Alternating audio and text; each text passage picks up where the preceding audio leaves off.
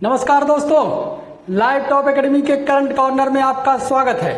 जैसा कि आपको पता है कि लाइव टॉप एकेडमी का करंट कॉर्नर रात को 8 बजे चला जाता है और अभी जो लाइव टॉप एकेडमी का करंट कॉर्नर है वो यूपी ट्रिपल एससी पेट स्पेशल है। क्या स्पेशल है? यूपी ट्रिपल एससी पेट। ठीक है दोस्तों, मेरा देसी स्टाइल देख लिया आपने ने। अभी पगड़ी था, अभी मैंने टोपी चेंज कर लिया है। ठीक है, लेकिन इससे ज्यादा इंपॉर्टेंट प्रश्न है। प्रश्न पे ज्यादा ध्यान दीजिएगा क्योंकि यूपी ट्रिपल एससी पेट स्पेशल है, वो भी करंट अफेयर के। चलिए इधर देखिए तब पहला प्रश्न। ठीक है, पहला प्रश्न देखिए। पहला प्रश्न है, हाल में ही किस राज्य सरकार ने प्रोजेक्ट लायन के तहत सरकार से 2000 करोड़ रुपए की मांग की है? 2000 करोड़ रुपए की मांग की है किस राज्य सरकार ने? ठीक है, प्रोजेक्ट लायन के तहत। तो इसमें देखिए ऑप्शन दिया मध्य प्रदेश, बी दिया गुजरात, सी दिया राजस्थान, डी दिया महाराष्ट्र। ठीक है, 4 ऑप्शन दिए हैं और इसमें जो सही है वो सही है Gujarat. Gujarat is correct answer. Gujarat ने 2000 करोड़ रुपए मांगे हैं कि किससे? राज्य सरकार से। राज्य सरकार ने, ठीक है। चलिए, राज्य सरकार जो है गुजरात की सरकार से 2000 करोड़ रुपए मांगे हैं, याद रखिएगा गुजरात ने मांगे हैं। ठीक है, चलिए दूसरे प्रश्न को देखिए। किस दक्षिणी पश्चिमी अफ्रीका देशों में घातक इबोला, जो बीमारी निकली थी इबोला जैसे मार्बर्ग वायरस का पहला मामला सामने आया? किस दक्षिणी पश्चिमी अफ्रीकी देशों में? ठीक है, तो देखिए दक्षिणी पश्चिमी अफ्रीकी देश में कौन सा है? घाना है, ठीक है, दूसरा माली है, सी दिया इथोपिया दिया है, डी दिया है गिन्नी। ठीक है, 4 ऑप्शन दिए हैं, चारों ऑप्शन में जो सही है वो है गिन्नी। चलिए गिन्नी रेड से कर देते हैं। देखिए गिन्नी इज करेक्ट आंसर। किस मामले में? किस दक्षिणी पश्चिमी अफ्रीकी देशों में घातक इबोला जैसे मार्बर्ग वायरस का पहला मामला सामने आया? कहां पे आया पहला मामला सामने? गिन्नी में। ठीक है, जुड़े रहिए। दूसरे तीसरे प्रश्न, पहला दूसरा हो गया, अब तीसरे चौथे प्रश्न के लिए। ठीक है, 15 प्रश्न करवाएंगे, ध्यान रखिएगा। चलिए जुड़े रहिए। हाँ जी मित्रों, जुड़ जाइए। किससे? तीसरे चौथे प्रश्न से। चलिए तीसरे चौथे प्रश्न से जुड़िए। देखिए तीसरा प्रश्न क्या है। 10 अगस्त 2021 को प्रधानमंत्री उज्ज्वला योजना के दूसरे चरण 2.0 की शुरुआत उत्तर प्रदेश के किस जिले में की गई? लो जी, उत्तर प्रदेश आ गया नाम क्योंकि यूपी ट्रिपल एससी है। ठीक है, तो उत्तर प्रदेश के किस जिले में की गई? किसकी शुरुआत? प्रधानमंत्री उज्ज्वला योजना की शुरुआत दूसरे चरण की। ठीक है, तो देखिए ऑप्शन दिया है। पहला उत्तर प्रदेश का जिला है लखीमपुर खीरी, दूसरा है महोबा, तीसरा है बलिया, चौथा है मिर्जापुर। ठीक है, तो इसमें जो सही आंसर है वो है महोबा।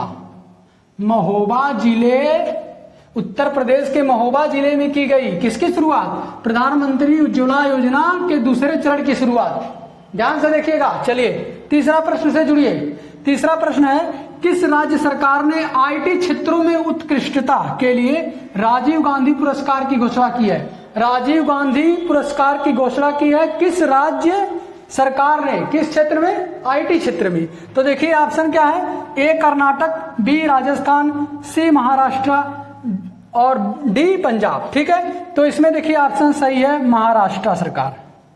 महाराष्ट्र सरकार ने आईटी के क्षेत्र में उत्कृष्टता के लिए क्या किया है? राजीव गांधी पुरस्कार देने का घोषणा किया है। हाँ चलिए अब जुड़िएगा 5वें और 6वें प्रश्न से।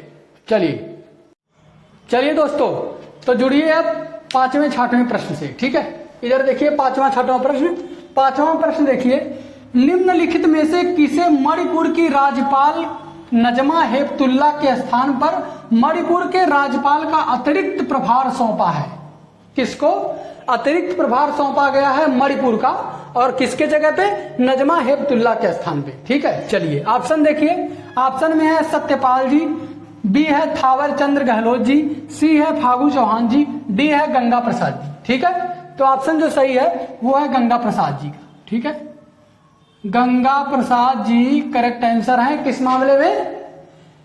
इनको जो है राज्यपाल, मणिपुर की राज्यपाल नजमा हेपतुल्ला के स्थान पर और मणिपुर के राज्यपाल का अतिरिक्त प्रभार सौंपा गया है। ठीक है, प्रश्न याद रखिएगा और आंसर तो जरूर याद रखिए। कौन है वो? गंगा प्रसाद। ठीक है, चलिए 6वां प्रश्न देखिए। 6वां प्रश्न है, भारतीय कुश्ती महासंघ WFI ने किस पहलवान को अस्थायी रूप से निलंबित कर दिया है? लो जी, अस्थायी रूप से निलंबित कर दिया है कौन? भारतीय कुश्ती महासंघ ने। किस पहलवान को? ठीक है, चलिए देखिए ऑप्शन में, ए में देखिए बजरंग पुनिया, बी में दिनेश फोगाट, सी में मलिक, कौन मलिक? सोनम मलिक, डी में सुशील कुमार। ठीक है, तो इसमें जो करेक्ट आंसर है वो है दिनेश फोगाट। दिनेश फोगाट को निलंबित कर दिया है भारतीय कुश्ती महासंघ ने अस्थायी रूप से निलंबित कर दिया है और भारतीय कुश्ती महासंघ से। ठीक है, चलिए ठीक है, तो अब जुड़िए 7वें 8वें प्रश्न से। ठीक है दोस्तों, चलिए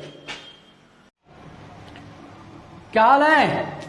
जुड़ा जा फिर 8वें 9वें प्रश्न से, 8वें 9वें प्रश्न से नहीं, 7वें 8वें प्रश्न से। ठीक है, चलिए देखिए 7वां प्रश्न देखिए, बहुत ही महत्वपूर्ण प्रश्न है। उत्तर प्रदेश सरकार ने क्या क्या किया है? ठीक है, योगी सरकार, उत्तर प्रदेश की योगी सरकार ने, देखिए किस राज्य सरकार ने काकोरी कांड का नाम बदलकर काकोरी ट्रेन एक्शन कर दिया?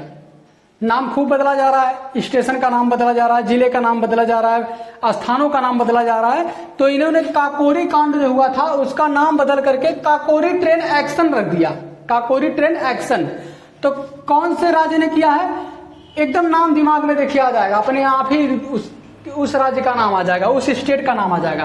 तो लेकिन ऑप्शन देख लीजिए, दिया है हिमाचल प्रदेश, बी दिया है उत्तर प्रदेश, सी दिया है महाराष्ट्र, डी दिया है हरियाणा। ठीक है, तो कौन होगा?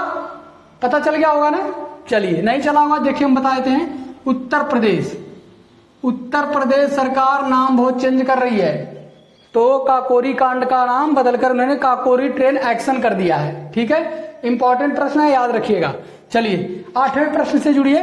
निम्नलिखित में से किसे जुलाई के लिए ICC men's player of the month चुना गया है? Men's player of the month चुना गया है, वो भी आईसीसी के लिए। ठीक है, चलिए ऑप्शन देखिए, ए दिया है ऋषभ पंत, बी दिया है रविंद्र चंद्र अश्विन, सी दिया है भुवनेश्वर, डी दिया है साकिब अल हसन। ठीक है, तो इसमें जो साकिब अल हसन है उनको चुना गया है आईसीसी, जुलाई के लिए ICC men's player of the month.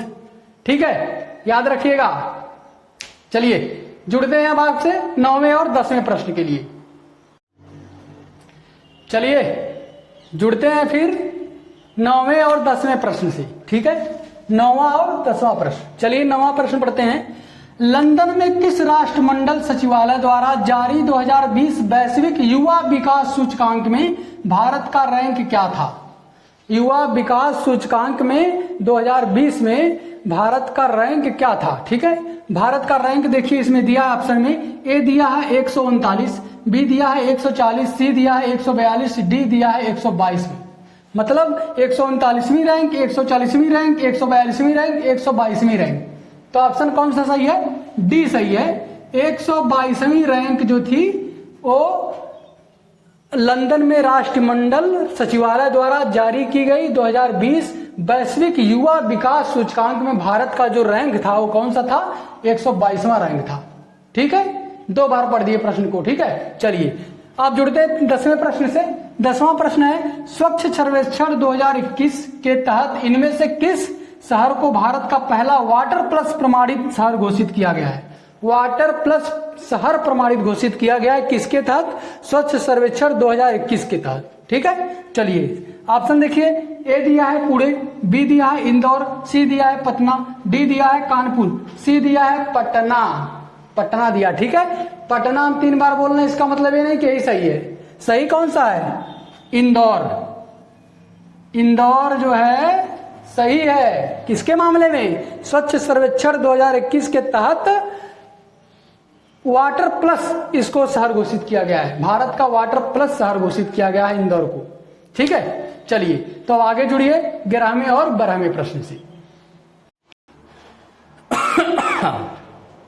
ठीक है, चलिए जुड़ते हैं 11वें 12वें 13वें प्रश्न से। 3 प्रश्न से इस बार स्क्रीन पे जुड़ेंगे। ठीक, चलिए देखिए, तो 11वां प्रश्न देखिए, भारत में किस देश के साथ अपने पहले नौसैनिक अभ्यास अल मोहम्मद अल हिंद में भाग ले रहा है? भारत किस देश के साथ अपने पहले नौसैनिक अभ्यास अल मोहम्मद अल हिंद में भाग ले रहा है? ठीक है, किस देश के साथ? तो देश है ईरान, पाकिस्तान, सऊदी अरब, इराक। ठीक है, तो देखिए इसमें वो सऊदी अरब देश के साथ भाग ले रहा है। सऊदी अरब देश के साथ अल मोहम्मद अल हिंद में क्या कर रहा है, भाग ले रहा है। चलिए 12वां प्रश्न देखिए, डीआरडीओ ने ओडिशा तट से भारत की पहली स्वदेशी प्रौद्योगिकी क्रूज का सफल परीक्षण किया, उस मिसाइल का नाम क्या है? उस मिसाइल का नाम क्या है जो ओडिशा तट से भारत की पहली स्वदेशी प्रौद्योगिकी क्रूज का सफल परीक्षण किया। ठीक है, चलिए उत्तर देखिए। उत्तर में है सौर पृथ्वी आकाश निर्भया। ठीक है, तो इसमें जो सही ऑप्शन है वो है निर्भया। निर्भय जो है करेक्ट आंसर है।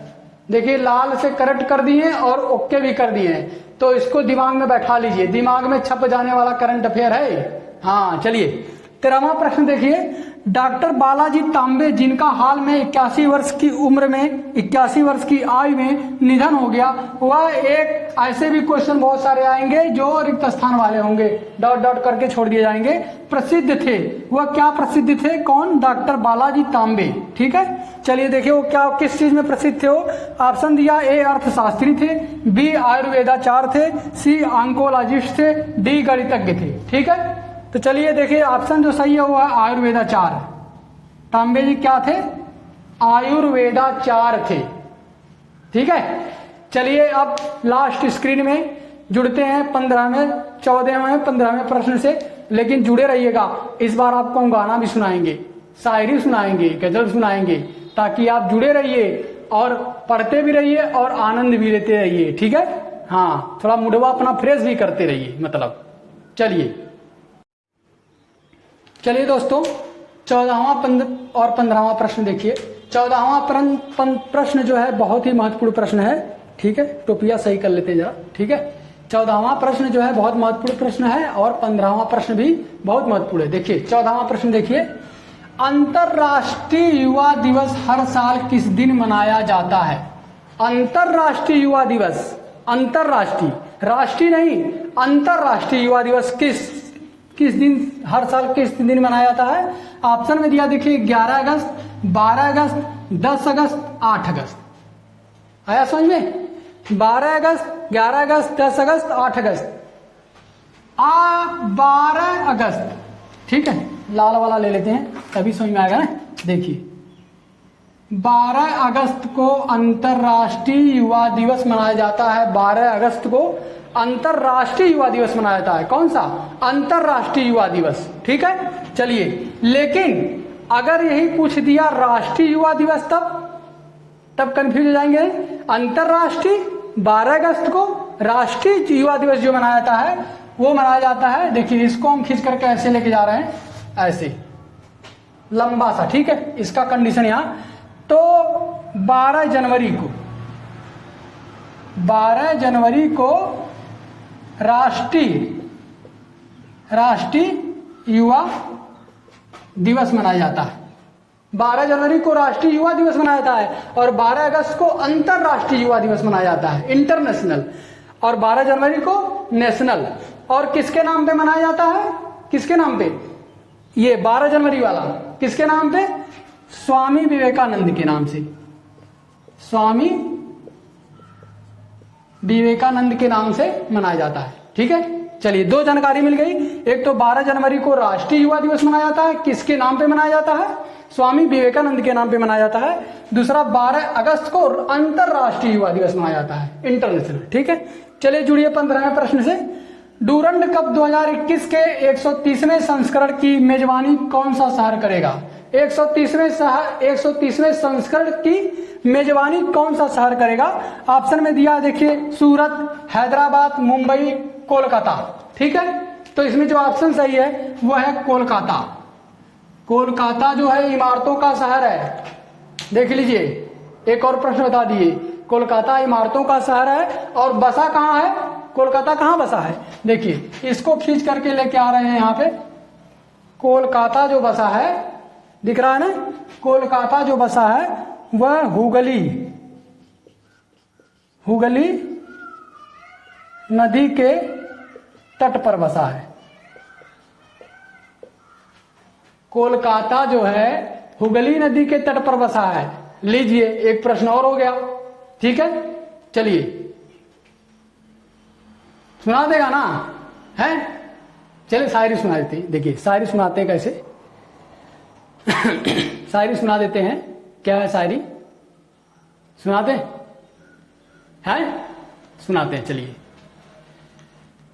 कि मेरे हुजरे में नहीं कहीं और रख दो, आसमां लाए हो ले आओ जमी पे रख दो, और अब कहां ढूंढने जाओगे हमारे कातिल, आप तो कत्ल का इल्जाम हम ही पे रख दो, आप तो कत्ल का इल्जाम हम ही पे रख दो।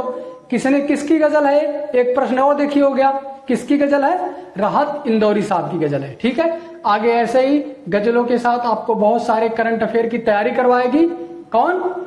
लाइव टॉप एकेडमी का करंट कॉर्नर। जुड़े रहिए लाइव टॉप एकेडमी का करंट कॉर्नर से। उसका लाइव टॉप का यूट्यूब चैनल सब्सक्राइब करिए, जहां पर आपको बहुत सारे करंट अफेयर के प्रश्न मिलेंगे। ठीक है, चलिए दोस्तों, जय हिंद।